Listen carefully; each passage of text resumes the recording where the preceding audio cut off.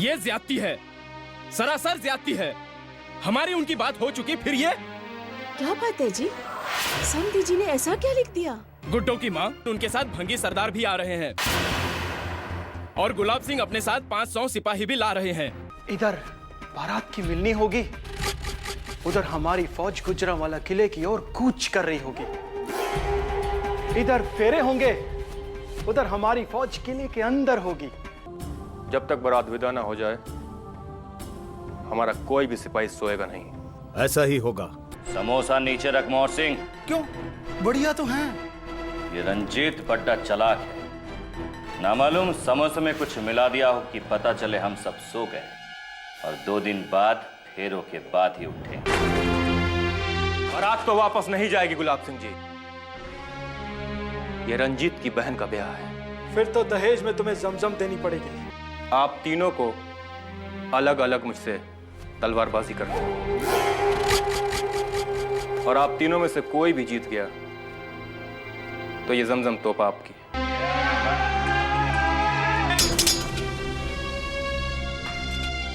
फुप्पर जी, शर्त तो अकेले अकेले की थी। खैर कोई बात नहीं, आ जाओ।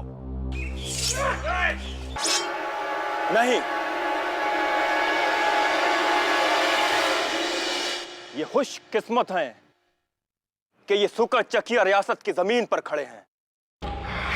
जिसे भी अपना सर अपनी गर्दन पर रखना है वो यहां से बाइज्जत चला जाए। चल पुत्र, चले। नहीं पिताजी, अगर आपको व्यापार प्यारा है तो आप इनके साथ चले जाइए, और अगर आपको बेटा प्यारा है तो व्यापार भूल जाइए। जो हक के लिए, इंसाफ के लिए, सच्चाई के लिए अपना घर, अपना व्यापार त्याग सकता है, उसकी जगह रंजीत के दिल में है।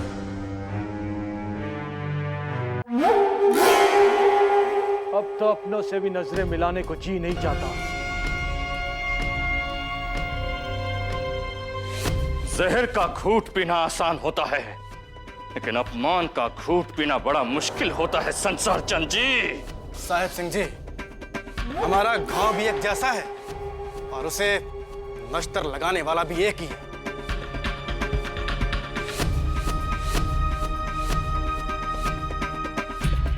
राजा साहब, रंजीत को बच्चा समझना भूल थी हमारी। वो भेड़िए का बच्चा है।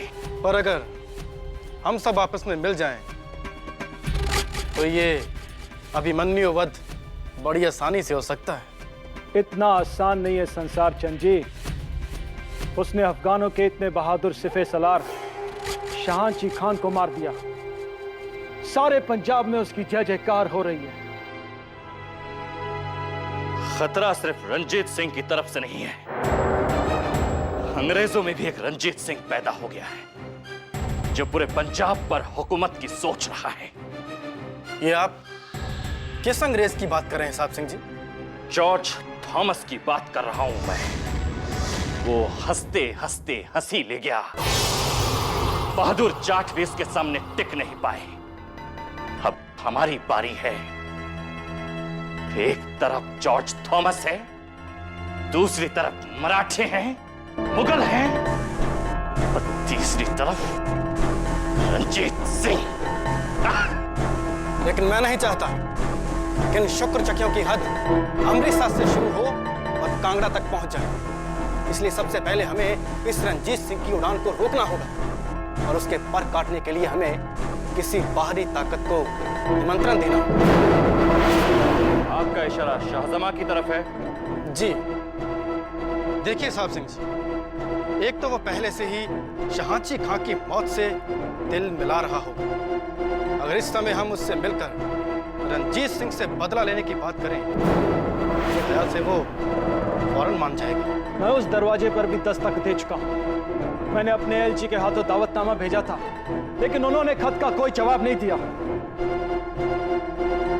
मैं तो नहीं चाहूंगा उसके पास। गुलाब सिंह जी, बादशाहों के दावतनामे बेयादों के हाथ नहीं भेजे जाते। तो आप कसूर सच कहा आपने। आज मुझे गलती का पता चला, वरना रंजीत कब का खत्म हो चुका होता। तो गलती अब सुधार लेते हैं गुलाब सिंह जी। मैं, आप और नवाब कसूर निजामुद्दीन चलते हैं काबुल शाहजमां को हमले की दावत देने। ठीक है। शाहजमां नाम का सैलाब जब आएगा तो उसमें रंजीत और जॉर्ज थॉमस जैसे छोटे पौधे डूब जाएंगे।